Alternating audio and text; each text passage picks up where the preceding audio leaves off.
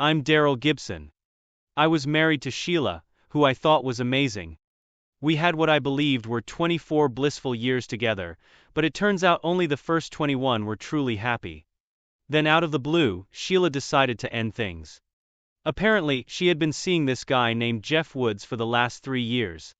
And yeah, they weren't just talking, they were falling in love and having an affair. Now I'm a grown man, so if she didn't want to be with me anymore, then fine, she could go, but life goes on.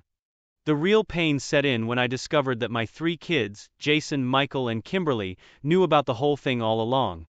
They knew about the affair and that their mom was planning to leave me, but they didn't tell me because they didn't want to get caught in the middle. Essentially, they chose to side with their mom and kept me in the dark. Bitter doesn't even begin to cover how I felt. But instead of wallowing in it, I decided to buy a boat and started sailing. I did a bit of charter work here and there, but mostly I just drifted around. This became my life for 7 years. Then out of nowhere, my daughter Kimberly called me. She told me that her mom needed a favor. Sheila had a new daughter named Karen, and they wanted me to get tested to see if I could donate a kidney. It wasn't hard to figure out what that meant, and just in case I didn't get it, my sons came by to explain it to me, like I was some kind of idiot. They made it clear that Sheila was pregnant with my kid when she left me. They knew, and they never said a word. I was disgusted with them for knowing and keeping that from me. So what did I do with all this dumped on me? I decided to take a trip to Bermuda and get away from it all. I was getting ready to set sail when Sheila suddenly appeared. I'd already pulled up the anchor and was drifting away from the dock when she ran up and jumped onto the boat. The boat was about 7 feet away from the pier when I decided to cut the engines. I was just about to throw her overboard when I noticed a little girl standing on the dock, calling out for her mom. I told Sheila to get off my boat, and I wasn't exactly polite about it. But instead of leaving, Sheila pulled out a pair of handcuffs and locked herself to one of the mooring points. She looked me in the eyes and said, "Daryl, I know you're furious with me, but Karen needs your help. She'll die without a kidney. Please don't let your anger at me hurt her. I know you're upset, but you're a better person than that." For a moment I just stared at her and then I burst out laughing. "Oh, so now you think I'm a good man? I'm only good enough when you need something from me, huh? But I wasn't good enough for you to stay with." From the dock, the little girl screamed, "Mommy!" Sheila shouted back, "It's okay, honey. Mommy's fixing things." A dark laugh bubbled up inside me, and without saying another word, I pushed the throttle forward. "Daryl, what are you doing?" Sheila yelled. "I'm heading to Bermuda," I replied casually. "I plan to make a stop in St. Thomas first. Thanks for tagging along. I see you packed light. But what about Karen?" she pleaded. "And who's Karen exactly?" I asked, acting clueless. "I don't know anyone by that name. I've never met Karen. I never got to fix her bike or kiss her goodnight." "She's your daughter," Sheila shouted, desperation creeping into her voice. Funny, I didn't recognize her, so I shot back. "You see, I remember my kids because I was there to raise them. Though judging by how they turned out, I didn't do the best job. I'll chalk that up to your influence." Sheila, clearly distressed, asked, "What do you want?" By this time we had made it into the channel and were heading out toward the open sea. I noticed that a few more people had gathered on the dock with the little girl. I couldn't see clearly, but I guessed it was my old family. I waved at them with a bit of irony. "Daryl, you need to turn back," Sheila begged, panic in her voice. I grabbed my Android and started fiddling with it, trying to get the voice recorder app up and running. Of course, I hadn't bothered to read the manual for something as trivial as that, so it took me a few minutes to figure it out. Meanwhile, Sheila was in the background talking non-stop. "Daryl, are you even paying attention to me?" she asked, clearly frustrated. "I think I finally got the app to work." "Not really." "Could you say that again?"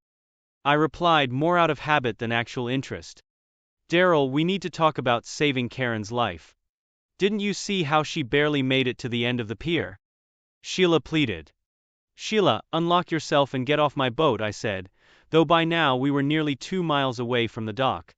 It was more of a formality at this point. She just smiled and said, "We can't do that. Jason has the only key and he's back at the dock, so you have a choice. Either go back and help my daughter or..." I like the sound of ore, I interrupted as I pushed the throttle to pick up speed. Honestly, I was in a bit of a dilemma. On one hand, I really wanted Sheila off my boat. On the other hand, I wasn't in the mood to be guilt-tripped or pressured by a bunch of people who had abandoned me and pushed me out of their lives. If I cut off her hand, I'd probably get in trouble and it would make a mess on my deck. If I chopped the mooring point, it would damage the boat, which I didn't like either. Plus, I didn't think she was worth the $1,500 a life raft would cost. While she kept talking, I was still weighing the cost of my peace and quiet against the expense of a lifeboat. But then, my daydreaming was abruptly interrupted by the Coast Guard showing up. Being someone who generally follows the rules, I decided to stop the boat. I mean, it's not like I had much of a choice. They had a chain gun mounted on their bow, for crying out loud. They sent over a Zodiac raft filled with a bunch of serious-looking guys in uniform. I quickly stashed my Android in a storage bin under some charts in the deckhouse. Without even asking, they all climbed aboard my boat. The guy in charge asked, "What's going on here?" Before I could say anything, Sheila jumped in with, "Thank God you're here, he's kidnapping me." She even rattled her handcuffs at them for effect. The officer looked at me and asked, "Sir, is this true?" "Honestly, I'm pretty glad you're here too," I replied. "If we can figure out how to get her off my boat, you can take her with you." "And no, I didn't kidnap her." The officer sighed, "Sir, it would be a lot easier if you just gave us the keys and explained what's happening." "I don't have the keys," I said, feeling more frustrated by the second. "This crazy woman jumped on my boat and handcuffed herself too." I trailed off as I saw the look on their faces and realized how ridiculous my story sounded. Without another word, I turned around and offered my wrists for the cuffs. And let me tell you, those cuffs hurt when they slapped them on. These boarding team guys live for this kind of stuff, just like SWAT teams. I'm pretty sure one of them got a little too excited. At least they didn't slam my face into the deck. Being treated like a kidnapper made me feel like a celebrity. I did make sure they searched me to prove I didn't have the keys. But my day wasn't over in terms of humiliation. The bosun's mate in charge had one of his men grab a screwdriver and release Sheila by unscrewing the mooring point from the deck. Why didn't I think of that? Sheila just sat there smirking at me. "Now you have to come back," she said smugly. "You're going to regret this," I muttered. Not my most original line, but I was feeling pretty lousy at the moment. There were a ton of questions thrown my way, but I decided to lawyer up and was taken into custody. The arraignment was coming up fairly quickly when I got a visit from someone I fully expected. Sheila walked in and said, "Look, let's just move past all of this. If you donate your kidney, we can go back to our lives. You'll have done an amazing, heroic thing. My daughter will survive. And maybe we can see this as a chance to reconnect. I know we treated you really badly, but maybe." She nervously licked her lips and squeezed her husband's hand. "Maybe we could even invite you over for Christmas." She looked at him and he nodded with that smug, condescending attitude. It was interesting to see how suddenly one of my organs made me a bit less of an outcast in their eyes. I couldn't help but think that if I offered up my testicles, maybe they'd even consider inviting me to Thanksgiving. "Here's an idea," I said. "How about we wait until my trial? You know how long that could take.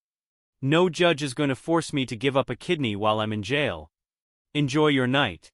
Unless, of course, I just plead guilty to a lesser charge. Wonder if I'd get 7 years.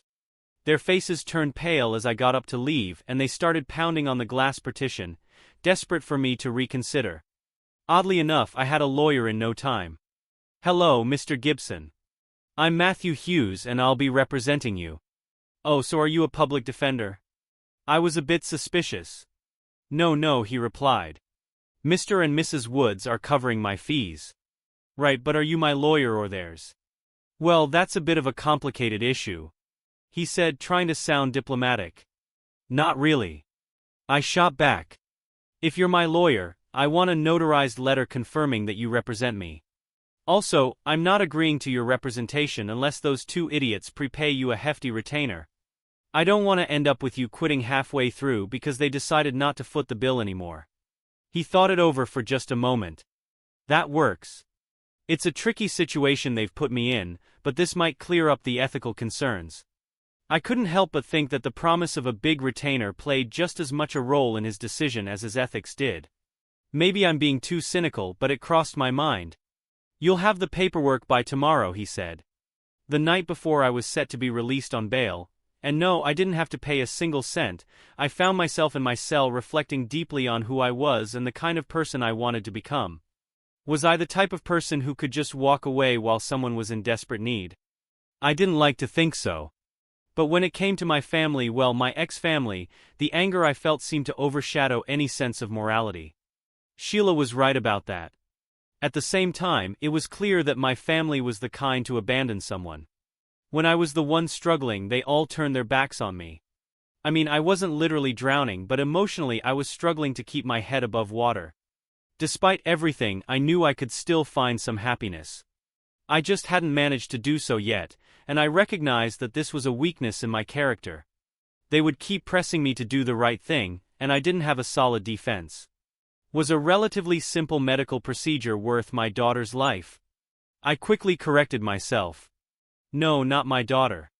As far as our connection went, I was nothing more than a donor, like a cup of sperm from a sperm bank. For a brief moment, I considered the idea of forcing some sort of interaction. After all, she was technically my blood. I could potentially push for visitation rights. I quickly let go of that idea. Even if I found a judge who would agree to it, she would still be stuck in that toxic environment, and she'd probably end up resenting me. Then I thought about taking her away from that mess entirely. I could adopt her, take her on adventures around the world with me. It seemed like it would be in her best interest. I started thinking through the details. There was that small cabin next to the master cabin. I could clear out some of my old stuff and make it hers. But then I started to consider all the practicalities. Buying life jackets, cooking for two, not being able to lounge around in my underwear anymore. What if she fell overboard? She seemed like a curious kid, and I could easily get distracted. And what about her education? Would I have to homeschool her? Could I even do that from a boat? It would take up a lot of time I currently enjoyed spending fishing and doing other things. Then there was the issue of friends. How could she make friends living on a boat? No, I'd probably have to give up the boat altogether. And then I'd just be a single dad with a girl torn away from her family. If someone did that to me, I'd definitely be resentful. Besides, I didn't have the money to outdo the bribes Sheila's husband could offer. Living on a boat would probably get old pretty fast for a little girl. I sighed. I'd need to give this a lot more thought. As I was leaving with my lawyer, they ambushed me right outside the federal holding facility. Daryl, we need to talk. Mr. Hughes, my lawyer, quickly stepped back inside the facility, leaving me to deal with them. Talk? I'm dealing with a federal offense here. I'm not even supposed to be near you since I supposedly kidnapped you. The FBI's involved now, and this is on my record. She blushed as she stood there with Jason and Kimberly. Dad. I told you before, you lost the right to call me Dad a long time ago. Fine. Mr. Gibson? Jason corrected himself. Karen is getting worse. She's on dialysis now. You need to help her right away. I have to go to court. I have to pay taxes. I might even have to die someday. And just so you know, I tore up my organ donor card and added a clause to my will stating that I'm to be cremated intact, with no organs harvested. Just in case. When I said this, all three of them looked horrified, but I could also see a hint of guilt in their expressions. People like to think they're moral, but desperate times can lead to desperate actions. How could you even think we'd do something like that? Kimberly asked, clearly offended. History, I replied. You've taken sides before and I know exactly which side you chose. Sheila tried to step in with a more serious tone. Look, there's a lot of bad history between us. I treated you badly, okay? I'm sorry. I'll regret what I did for the rest of my life. But it's done. Karen didn't do anything to you. So we all need to act like adults and do what's best for Karen. You know, when people say, let's all act like adults, what they usually mean is, please ignore all the terrible things I did to you. She started to respond, but I gestured for her to stop as Mr. Hughes reappeared with a couple of officers. One of the officers stepped forward and said, Ma'am, I'm afraid I have to place you under arrest. What? Why? Sheila looked at me, confused and panicked. Daryl, what's going on? I believe the official charge is making a false statement to law enforcement. Maybe they'll allow you some visitation rights to see Karen occasionally. Mr. Hughes had played a key role in getting my evidence to the right authorities. I needed to shake things up a bit. Jason started yelling at the officers, and for a moment it seemed like a fight might break out. Fortunately, Kimberly managed to calm him down, and Mr. Hughes escorted me back to my motel. Just my luck, I ran into them again at the hospital. An attractive nurse was doting on me, which was a nice change considering how things had been the past 7 years. That elusive mermaid still hadn't shown up. "Thank you so much for your generosity," she said with a smile. Kimberly and Sheila just stared at me, then suddenly broke into smiles and rushed toward me. Startled, I quickly stepped behind the nurse for cover. "Mrs. Woods, Miss Gibson, how are you?" The nurse gushed, clearly excited. "Mr. Gibson," she paused for a moment, seeming to think. "Mr. Gibson here just registered himself as a potential kidney donor." She looked between my daughter and me, clearly puzzled. "Are you related or is this just a coincidence?" "Yes," Kimberly answered at the same time I said no. Kimberly's smile vanished instantly, and the nurse looked even more confused. "Well, I'll just finish up the paperwork," she said awkwardly before hurrying away. "This is such a generous thing you're doing," Sheila said, clearly not picking up on the tension. She was desperate, focused only on her daughter. "I'll make sure everyone knows just how big-hearted you are," Kimberly whimpered when she saw the look on my face. "Not really. Thanks to some heavy moral pressure, I'm going to end up losing a kidney no matter what. That is, if I want to be able to look at myself in the mirror. So, I guess I have to save someone's life." "And you will," Sheila exclaimed. "What makes you so sure it'll be Karen?" I responded bluntly. "What? But you'll be a match, I know you will." "Yes, but there could be others who match too." "But why would you help strangers?" She stopped herself, her eyes narrowing, because strangers might actually be grateful. Strangers might actually appreciate me saving their loved one's life, instead of acting like I owe them because of some past connection. It would be poetic justice if my kidney went to another little girl. Honestly, I'd prefer to save a dad, a hardworking blue-collar dad with a family that values him. That's the kind of family I'd like to help. Kimberly covered her mouth and ran off. Sheila, clearly upset, asked, "Why are you acting like this? When did you turn into such an asshole? I thought I knew you. You know what? You cheated on me for 3 years, hit me with a surprise divorce, turned my kids against me, and I just walked away. Sure, I was angry, but I walked away. You dragged me back into your life. You keep making your problems my problems. You got me arrested. You abandoned me. You took me away from my daughter. So now you don't get to have any say about who I am and what I've become. Do you want me to help? Fine. Have the entire Woods clan show up the day after tomorrow at 8 a.m. sharp. Every single one of them. If anyone's missing, I walk. And make sure you get all the releases signed so that if we come to an agreement, there's no waiting around for it to happen." I pulled an envelope from my pocket. "Kimberly has a doctor's appointment today. She needs to be there. This is a personal letter." "What kind of games are you playing?" she started to ask. "You'll find out the day after tomorrow," I said as I turned and walked away. I sat at the conference table, feeling my stomach grumble. Mr. Hughes was seated beside me, along with a notary. I had considered using a video camera to record the meeting, but decided against it at the last minute, following my lawyer's advice. We had received word from the DA that the charges against both Sheila and me had been dropped. We were also advised not to involve the criminal justice system in our domestic disputes, which I found strange since I was clearly the victim in all of this. Sheila had been officially warned. Then they all came in, looking like a sorry bunch. Jeff Woods, now over 40 and still a mystery to me why he married my ex-wife. Sheila, the one who caused all this mess, sat beside him and they held hands across the table from me. Mike walked in next. I was surprised he wasn't deployed somewhere, but maybe he was on emergency family leave. His hair was cut high and tight just like a proper naval aviator. Jason was there too. Finally, Kimberly came in last, arriving late and avoiding eye contact with me. "I want you all to know right from the start that the doctors have found not just 1, but 2 matches for my kidney. One of them is an excellent match and the other is pretty good. I lied, letting that information sink in for a moment. The doctors are really annoyed that I'm insisting on deciding who gets my kidney. They think it should be purely a medical decision, but I believe it's better to give someone else at least a good chance. Why are you being such a hard ass, Daryl? Jeff Woods asked. First of all, you can call me Mr. Gibson, and I have nothing to say to you right now, I replied firmly. All of you expect me to give up a part of myself and hand it over to someone I hardly know. You're trying to pressure me into making a huge sacrifice. Well, you've pushed me to this point, and yes, someone is going to get a kidney, but it doesn't have to be your little sister. So, if you're here to tell me to do the right thing and save a life, guess what? I'm already doing that. Since I'm willing to make this sacrifice for a stranger, now it's your turn. Is this about money?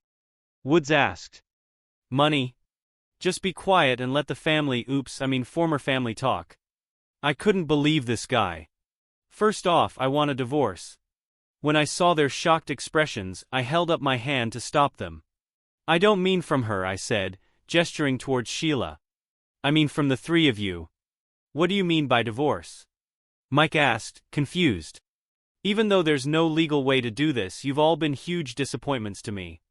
You haven't called, written, or reached out in any way until you needed something from me again. I could tolerate that before, but now you've crossed the line and I want out. There's just one last thing all three of you have that I want back. Huh? Jason mumbled, clearly not following. My name, she's Woods now, I said, pointing at Sheila. I want all three of you to change your last names to something else. Hughes began handing out the forms. Honestly, I don't care what name you choose, though I suspect it'll be Woods. If I might suggest something, Jason, I think Arnold would be a fitting last name for you. Jason's middle name was Benedict. If signing this gets Karen a kidney, I'll do it, Michael said as he immediately started signing the papers. You've turned into a real jerk, Dad. Since you're willing to make a sacrifice, why not start with something more personal? The rest of you give Michael and me a moment alone. Confused, the others slowly left the room. Kimberly placed a sympathetic hand on Michael's shoulder as she left, sensing what was about to happen.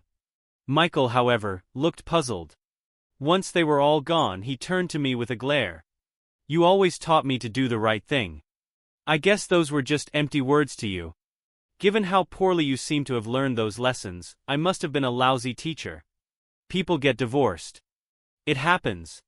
Sometimes bad stuff happens and you just have to suck it up. Tough guy. His time in the military hadn't done much to improve his temper or attitude. I'm glad you feel that way. Bad stuff does happen and it often comes from the actions of others. It's good to know that karma is just around the corner. Friends and family are supposed to look out for each other. So, how do you square your military teamwork attitude with what happened to me? Mom asked us not to get involved. How considerate. So if a fellow officer asked you to do something immoral and wrong, you just go along with it. I opened my briefcase and took out a vial, a mirror and a razor blade. Let's play a little game of don't ask, don't tell. I poured out a small amount of white powder onto the mirror and cut it into lines. Here. And what do you expect me to do with that? I assume it's wire powder. Assume whatever you want. It's the price you pay for my kidney.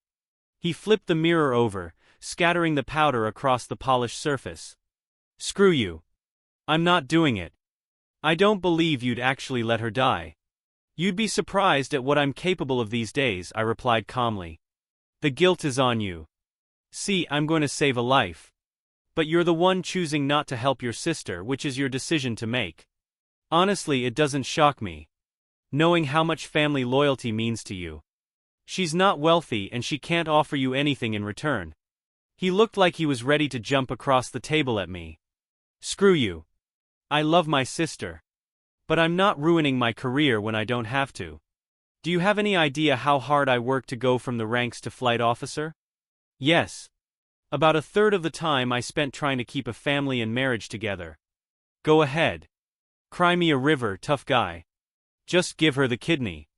Why are you making this so damn hard? Why are you trying to hurt us? I just stared at him as he looked down at the powder spilled on the table. You're kind of a joke. You know that? Here you are, this big, tough fighter pilot.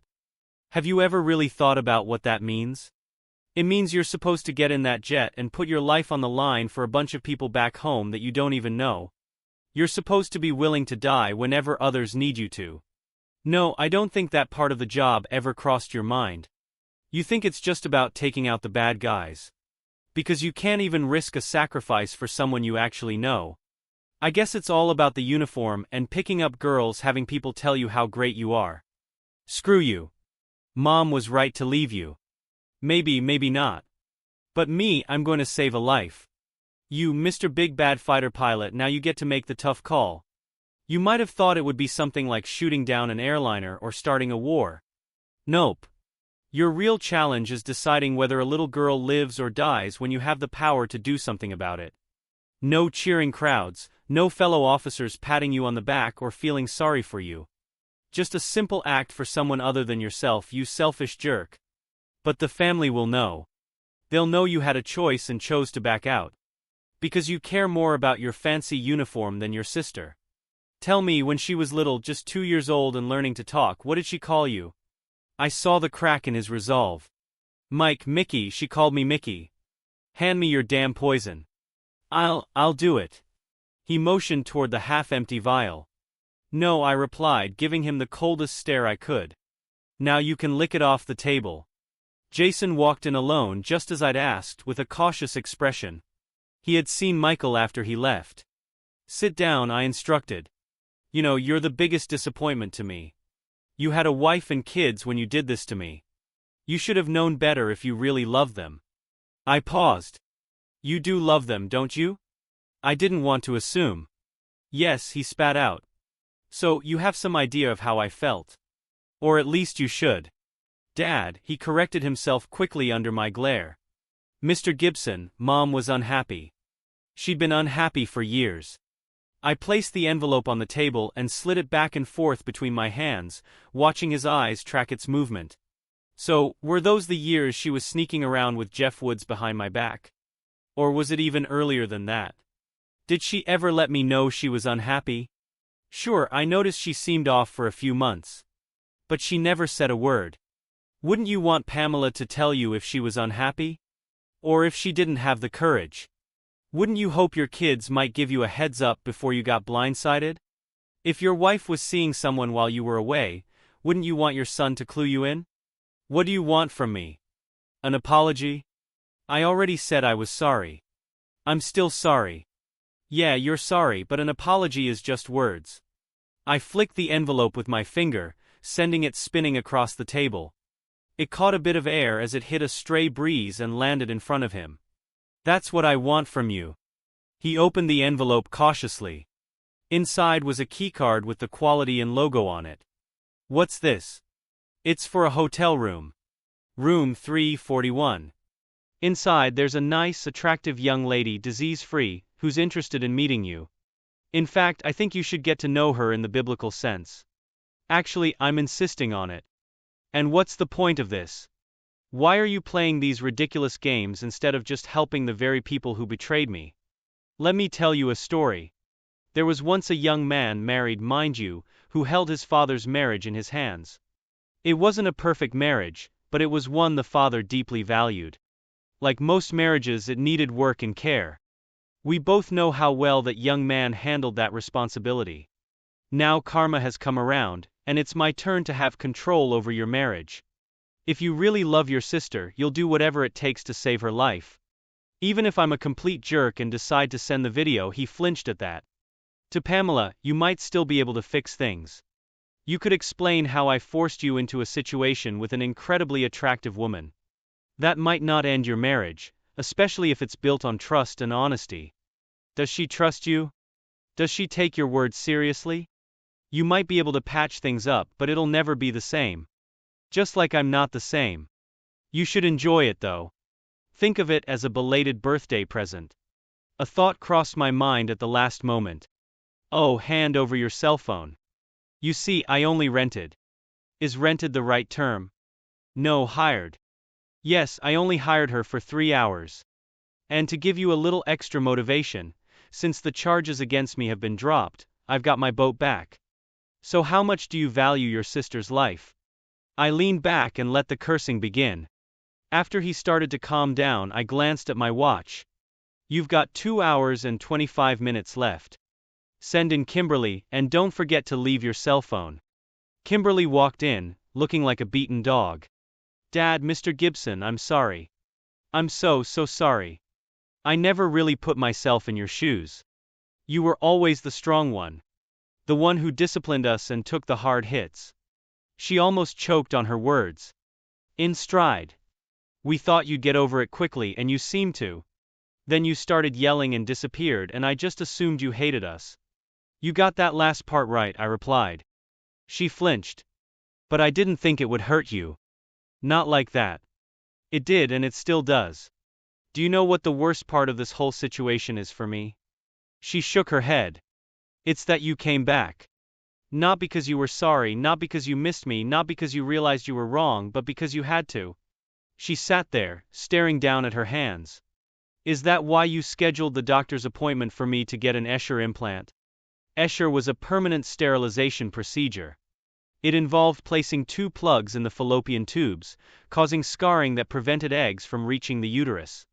You took my future away from me, I said. That's not true, she whispered. Not technically, no. But you did take a future away from me. So I'm just taking a future away from you. You'll still meet someone, fall in love, have a career, hobbies, joys, and friends. Just no children, she sobbed. No. Maybe this will help you appreciate family a bit more.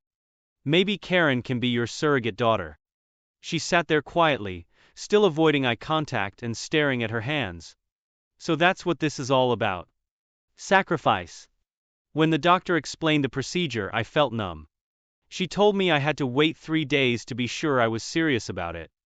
The doctor also said that I needed a family member or someone I loved to drive me home afterward. Finally, she looked up at me, her face void of any emotion, just a mask of the girl I once knew. I chose you instead. Father, I wish you would take this burden from me, but your will, not mine, be done. The bitterness in her voice was unmistakable. Sheila was waiting.